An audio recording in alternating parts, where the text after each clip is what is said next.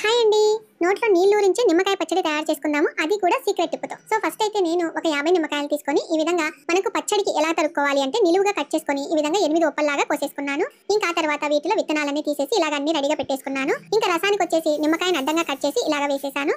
ఇంకా ఆ తర్వాత ఒక 2 స్పూన్ల మెంతులు బాగా వేగిన తర్వాత ఒక స్పూను జీలకర్ర వేసేసి ఇలాగా మిక్సీ పట్టేసాను. ఆ తర్వాత 6 గిన్నెల ఉప్పులకు వచ్చేసి 1 గిన్నె ఉప్పు ఇలాగ పోసేసి ఆ తర్వాత 1 స్పూను చక్కెర వేసేసి ఈ విధంగా పసుపు వేసి ఒక్కసారి ఈ విధంగా కుదించిన తర్వాత మనం ఏ గిన్నెతో అయితే నిమ్మకాయ ఉప్పల్ని కొల్చామో అదే గిన్నెతో 1 గిన్నె నిమ్మకాయ రసం వేసేసి ఇలాగా బాగా కలిపి మొత్తం మెంతిపిండి అలాగే జీలకర్ర పొడి బాగా కలిసేంత వరకు ఇలాగా కలిపి ఒక 10 రోజులు రోజు ఉదయం ఇలాగా కలిపేసి పక్కన పెట్టేసి ఆ తర్వాత చివరి రోజు ఏ గిన్నెతో అయితే నిమ్మకాయ ఉప్పలను కొల్చావో అదే గిన్నెతోని ఆయిల్ కూడా ఇలాగా పోసేసి బాగా వేడి చేసి స్టవ్ ఆఫ్ చేయాలి. ఆ తర్వాత కొంచెం సేపు తర్వాత ఆవాల గింజలు అలాగే ఒట్టి మిరపకాయలు కరివేపాకు ఇంగువ వేసేసి కొంచెం గోరువెచ్చగా ఉండగానే 1 కప్పు కారం పొడి వేసేసి బాగా కలిపి చల్లారిన తర్వాత నిమ్మకాయ పచ్చడిలో కలిపి మనము పెరగన్నంలోకి పప్పన్నంలోకి తింటే సూపర్ గా ఉంటుంది. ఇలాంటి మంచి మంచి వీడియోస్ కోసం మన ఛానల్ ని ఫాలో అవ్వండి.